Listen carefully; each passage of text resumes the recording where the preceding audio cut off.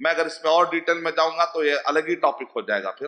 لیکن مجھے یہاں پر یہ سمجھانا تھا آپ کو عبادت مہدہ اور عبادت غیر مہدہ.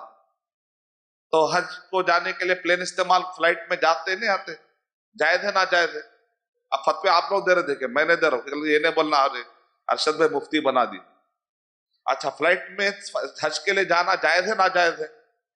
تو کچھ اتنے کامن سینس باتیں ہیں, اس کے لیے آپ کو جا کے مفتیوں کا ٹائم ویسٹ کرنے کی ضرورت نہیں. اتنا بیسک علم تو ہم کو آ جانا چاہیے کہ ہم مفتیوں کا ٹائم ویسٹ نہ کریں.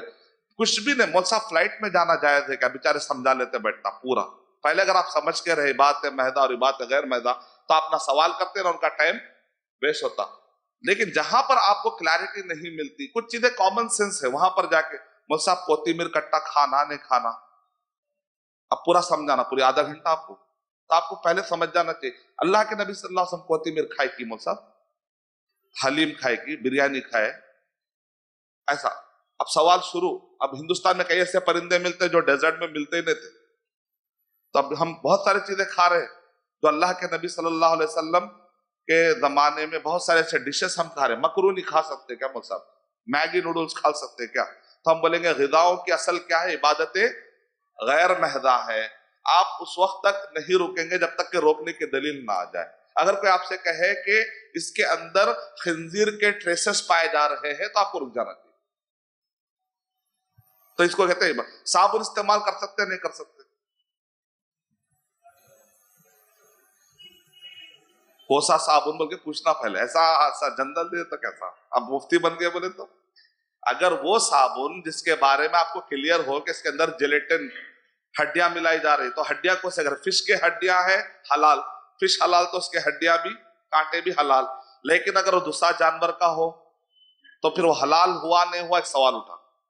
دوسرا یہ ہے کہ اگر وہ خنزیر کی چربی ہو تو اور ایک سوال اٹھ گیا, دو. اب یہاں پر جو ہے علماء کرام کہتے ہیں کہ اس کو فقہ کے زبان میں کہتے ہیں کہ کوئی چیز ملی اور کیمیکل اتنے ریاکشن ہوئے کہ اس کی اصل ماہیت ختم ہو گئی اور کچھ اور ہی بن گیا وہ, تو اب وہ حرام نہ رہا.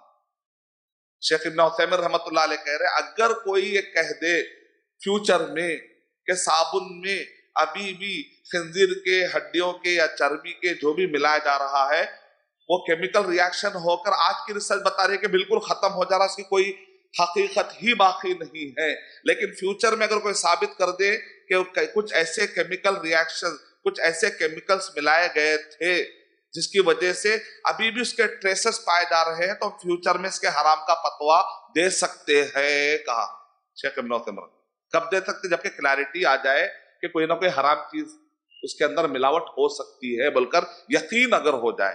ابھی تو یقین نہیں ہے, خالی بس ایسے ریسرچ آ رہے ہیں, نہیں بھی اس کے اندر وہ فلاں انگریڈینٹ ملایا گیا نا, وہ ہو سکتا ہے وہ سابقہ دور میں کسی نہ کسی خنزیر کے کسی ایک پروڈکٹ سے بنا ہوتے وہ سب ہوا ہوں گا. ابھی فی الوقت کیا حال ہے؟ مثال طور پہ یو کے میں پانی پی رہے لوگ, پانی پی رہے, تو پانی کیا ہے؟ ڈرینیج کا پانی ہے جس کو پوری طریقے سے اتنا صاف کر دیا جاتا ہے, اس کو اتنا پیوریفائی کر دیا جاتا ہے کہ اب وہ پانی جو پیا جا رہا اصل میں وہ ہے, اگر حقیقت میں دیکھیں تو ڈرینیج کا پانی, اس میں سے جو پانی نکالا گیا اس کو اتنا صاف کیا گیا کہ وہ پینے کے قابل ہے, اور پورے یو کے لوگ پی رہے ہیں.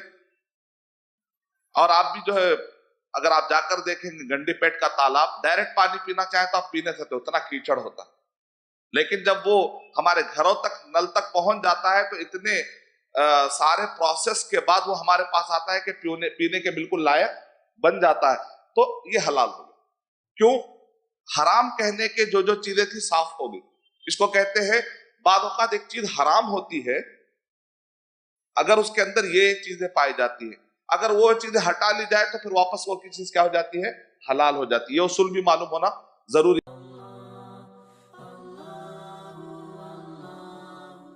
For authentic Islamic information, please log on to www.askislampedia.com.